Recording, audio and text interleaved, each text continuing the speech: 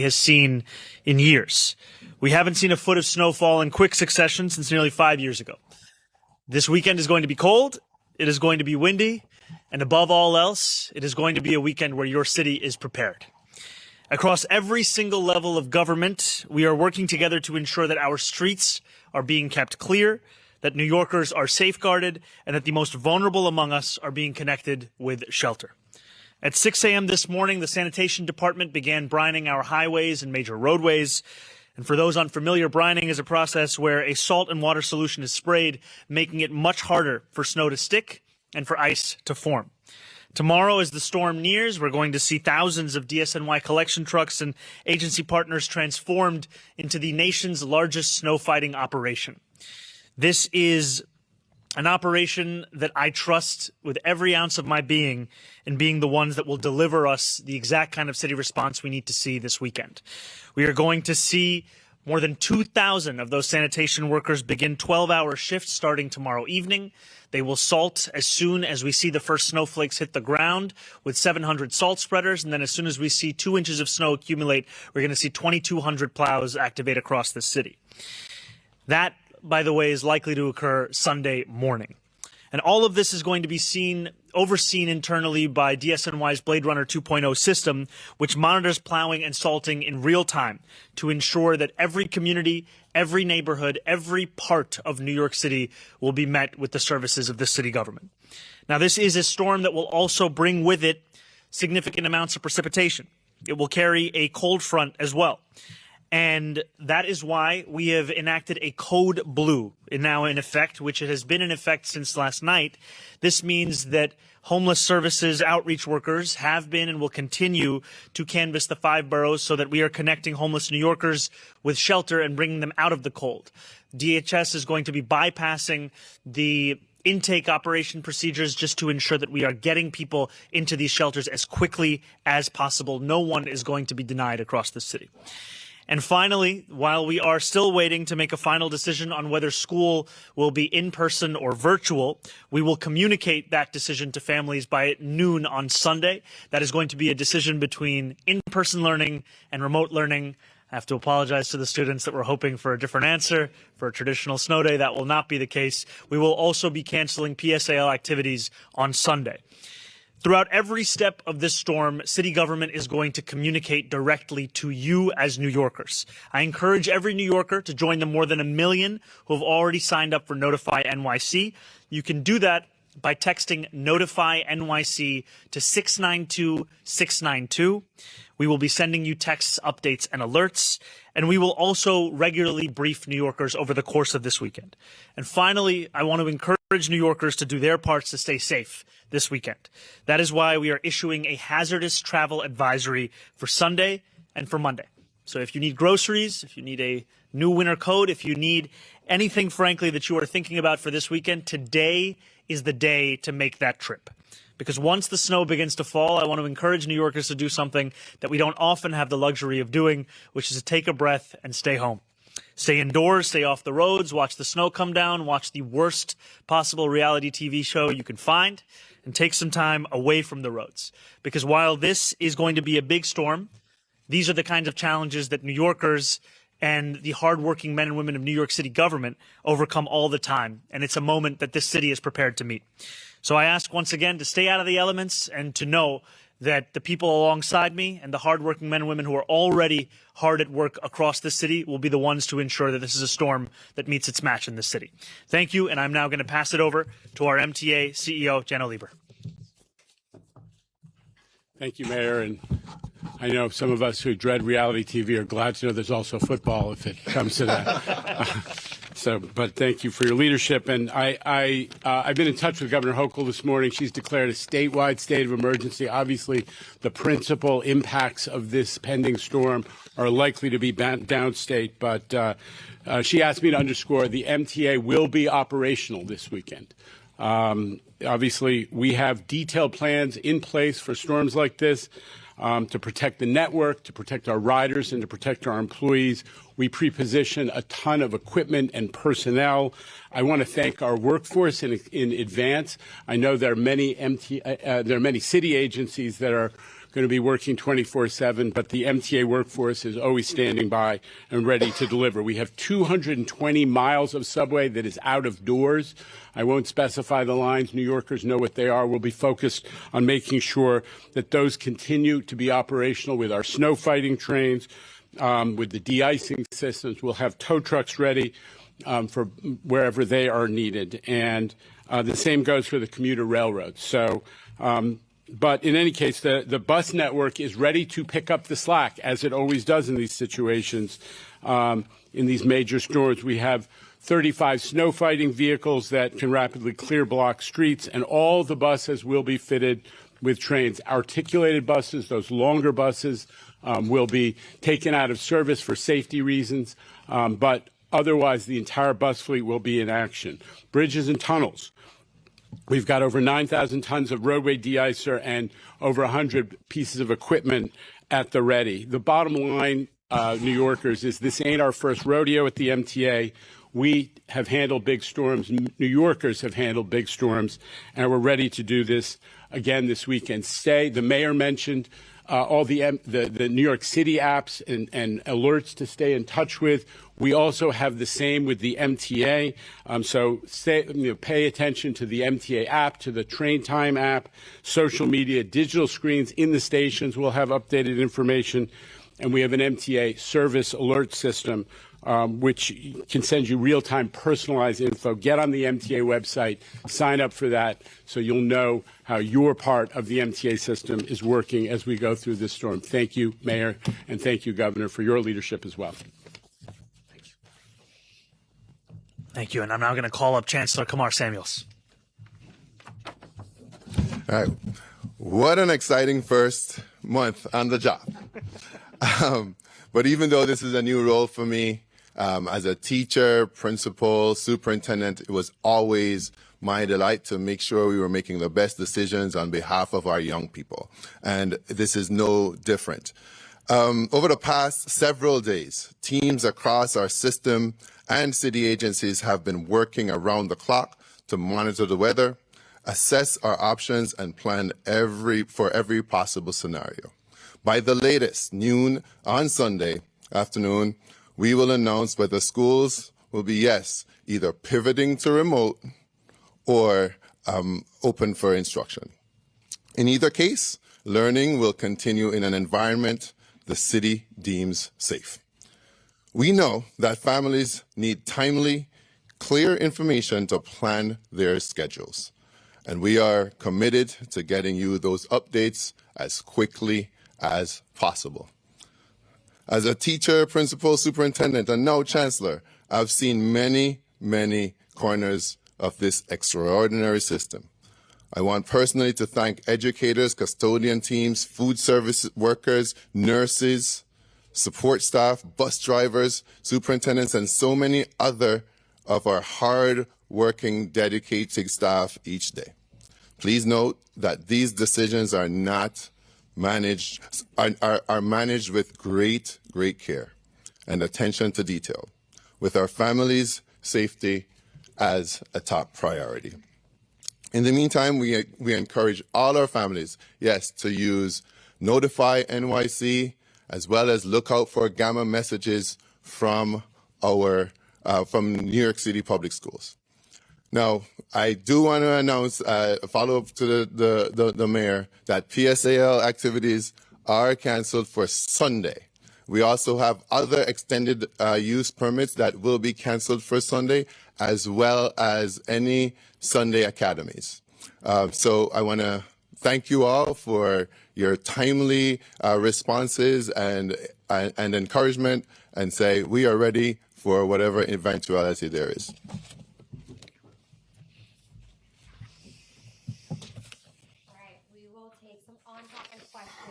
Please.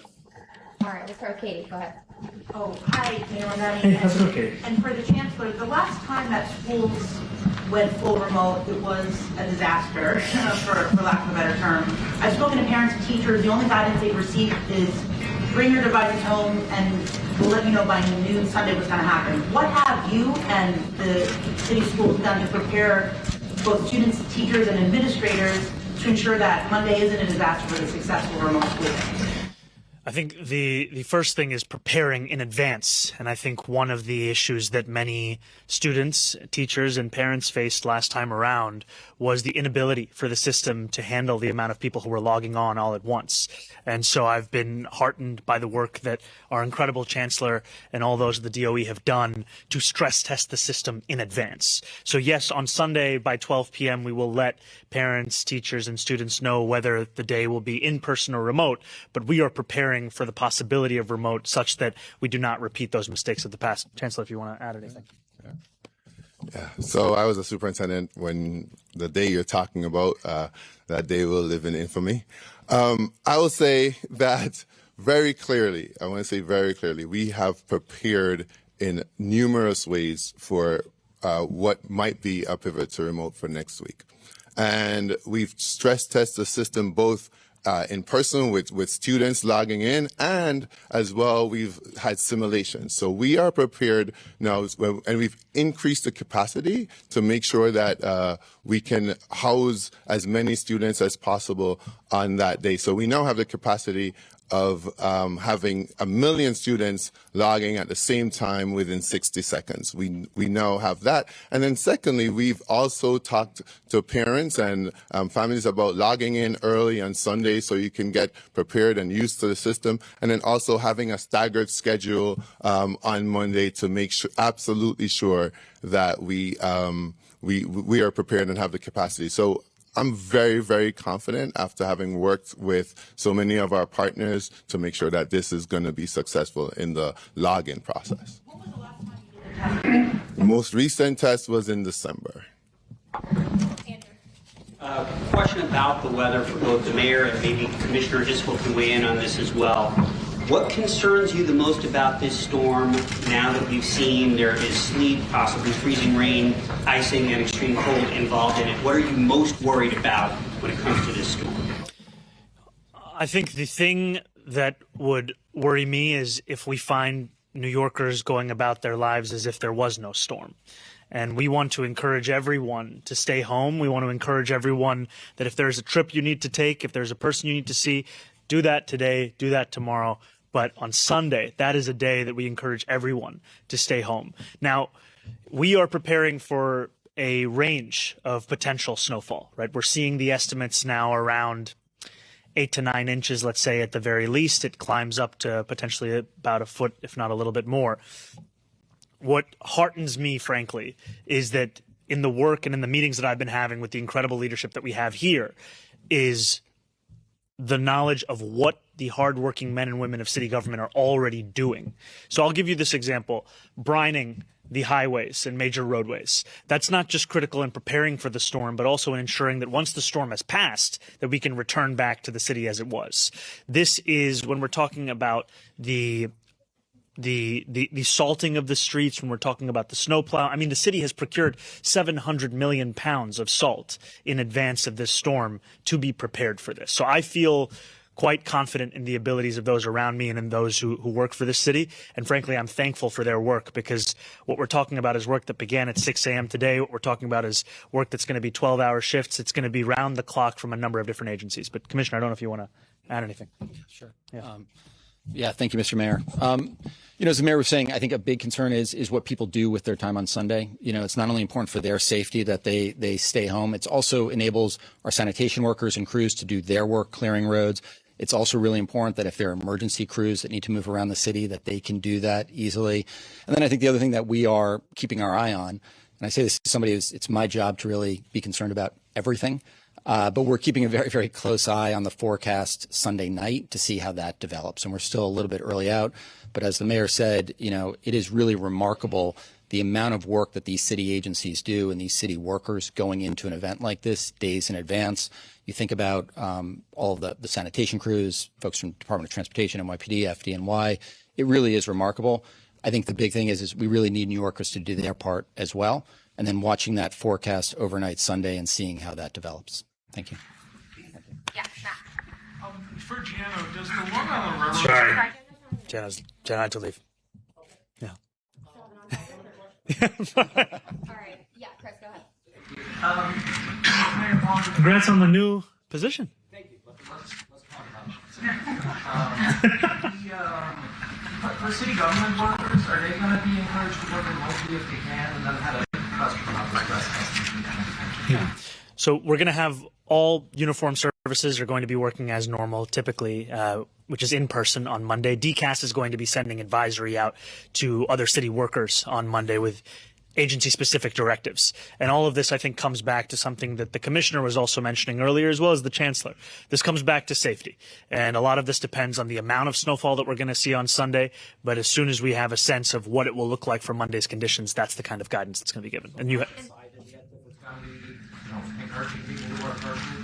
DCAS is going to be sending those directives agency by agency. But when it comes to our uniform services, they're going to be reporting in person. And then you had a question for the chancellor. Yeah.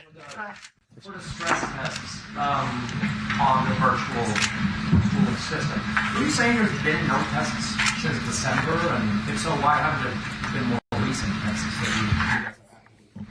you? Yeah, so I think we have simulations that we're running all the time, and the stress tests have, most recent ones have been in December.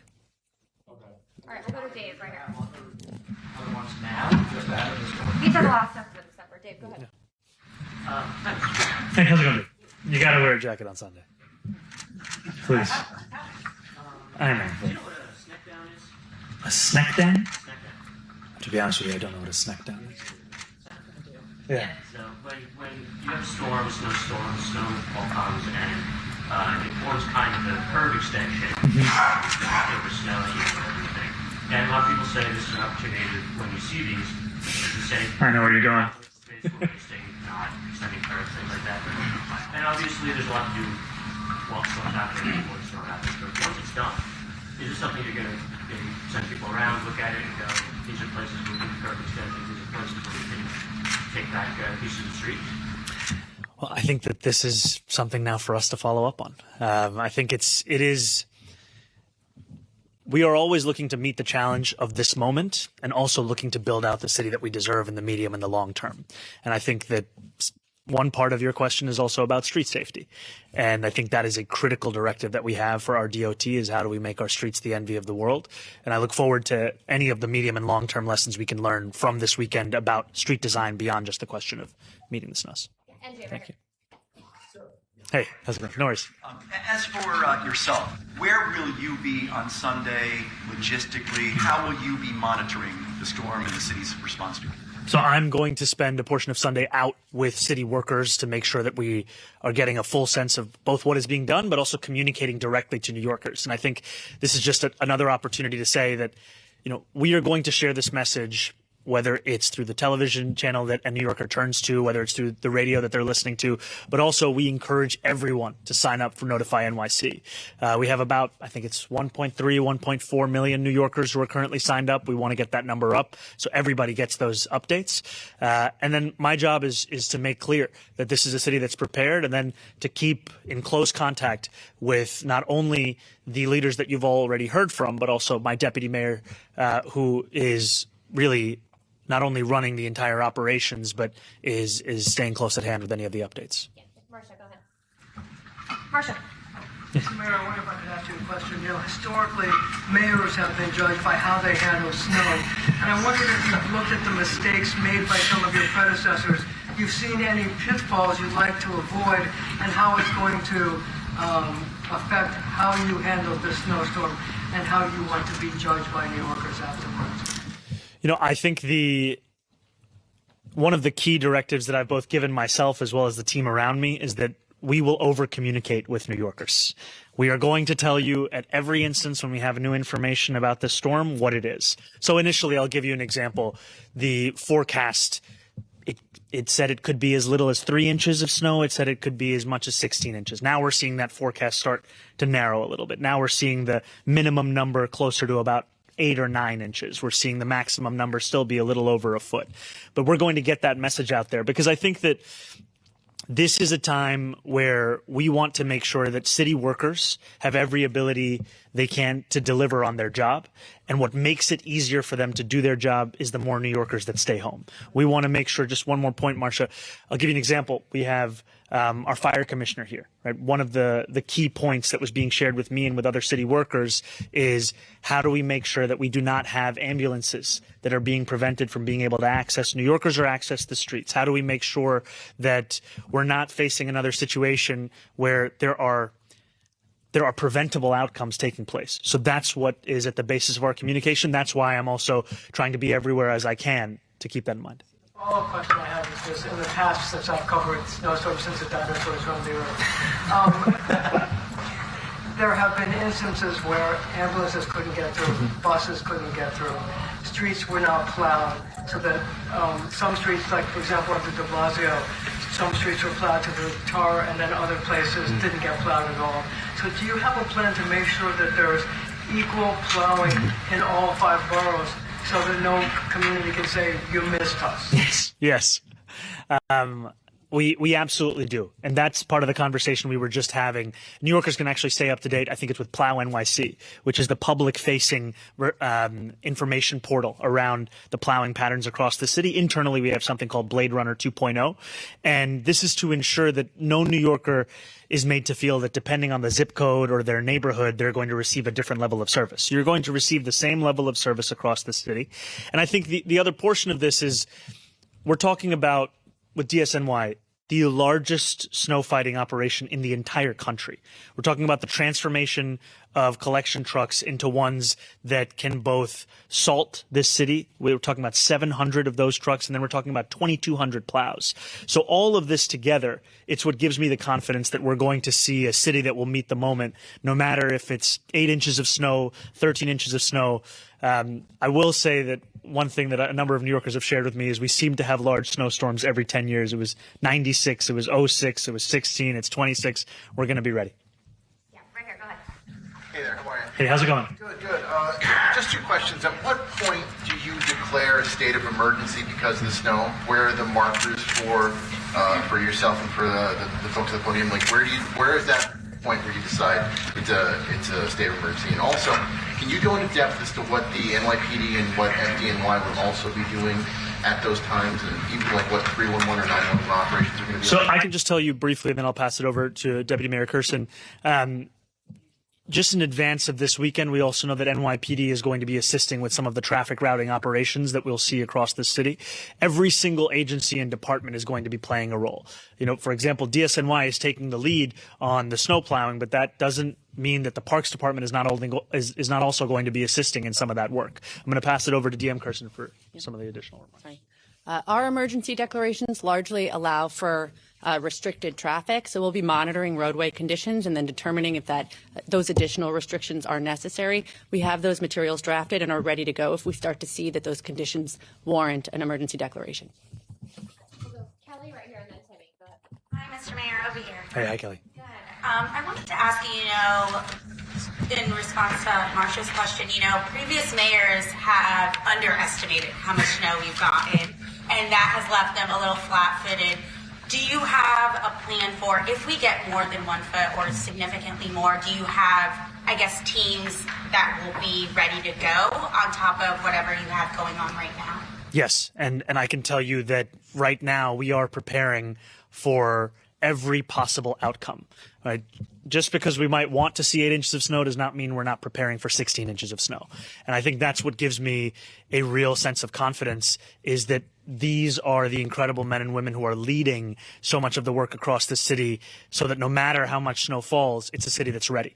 And I think the other part of this is just to explain part of the reason why we're not making a determination until Sunday at 12 p.m. about whether school on Monday will be in person or remote is precisely because of the range in forecast. We take it very seriously when we call for a remote school day, because we know that it has an impact on parents' lives. So we want to both be respectful of their lives and give them enough time to make the plans if necessary for a change on Monday. Yeah, we'll go Timmy and then Liz. I had a question about the remote learning. Obviously, I can see the argument for not wanting to cancel school that creates the need for childcare for thousands of kids. But if the kids are already at home, what is the benefit of forcing them to be on laptops, requiring parents to oversee them, and just doing life where I'm not going to contend that a snow day is not one of life's rare joys. I will tell you that growing up in the city was one of my favorite memories. To be very clear and direct with New Yorkers, we are also bound by state law that requires 180 days of instruction. And as previous administrations have added additional holidays into the school calendar, it leaves our school calendar without any flexibility for the potential of a lack of an educational day. So if it is too much snow to call for students and educators to come to school, that's what also pushes us to require remote learning to take place from home. Liz, go ahead. Hi, Liz. How are you? I wanted to follow up on that question. Please. What is your opinion of remote learning? And were it not for the restrictions of the calendar, let's say you had the flexibility and you could have given kids a snow day, would you have? I guess I'm trying to ask, is it really the end of traditional snow days in New York, or can you see another time where, barring the calendar, the school calendar, you would be willing to grant kids a day off? I will not stand here and say that it's the end of anything. I will tell you that for Monday, however, these are the two options. And I think that there is, we will operate under the constraints as we have from the state, but we are also in the knowledge that those are constraints that could change at some point in the future. I'll add if the Chancellor wants to add anything. Well, you don't have to look too far to realize the mayor is a lot more fun than I am, right? And so, for me, I think it's very, very clear that, given the constraints that we have with the state, and given the new life and the new era that we're in, there are benefits to remote learning. And I might offer that folks might begin to think about this as reimagining what the snow day looks like. No one is asking kids to be on a device for 6 hours and 20 minutes, right? And so we have to be flexible in our approach. Some learning will be synchronous, some will be asynchronous. You can still have your hot chocolate, you can still go out and enjoy the snow, but we really want to make sure that, especially since the pandemic, our children have missed more school than they did before, and we want to make sure that instruction continues even when it's disrupted by weather, or attempted to be disrupted by weather patterns. All right, we've got time for one more. Hannah, go ahead. I know Hannah's not here, but I'm wondering, is there a certain amount of snow in which, the MTA has had you that there will be significant delays to go down? Is there a threshold in the amount of snow, 8 inches? What we've heard from the MTA is that they're prepared for any potential eventuality across the spectrum of snowfall that we've been briefed on. And I think that that is something that, whether it's the trains, whether it's the buses, we are talking about a system that can handle this and a system that is prepared. Thank you. Thank you guys so much. All right, let's take one more and then we have to go. Go ahead. What does the capacity look like given the cold blue right now? I mean, is there enough space in shelters to safely house people who are going to be taken in from the cold? So what does that look like? Absolutely. There is enough capacity for homeless New Yorkers, and I want to say thank you to the city workers at our Department of Homeless Services who have been doing the work of actively canvassing homeless New Yorkers wherever they may be across New York City to get them into whether it's single unit beds or stabilization beds. And the most important thing is getting homeless New Yorkers off the streets, out of the cold, into shelter. And that's why, as we've been briefed, we are seeing DHS saying, the standard operating procedures of intake and all the different forms and procedures we have to go through, those are being put aside for a moment of a code blue. Because right now, we're not just talking about snowfall, we're talking about cold. And these are things that, if left together without any kind of a city response, the consequences could be significant. And so what we want to do is keep every single New Yorker safe. That includes homeless New Yorkers. Thank you guys.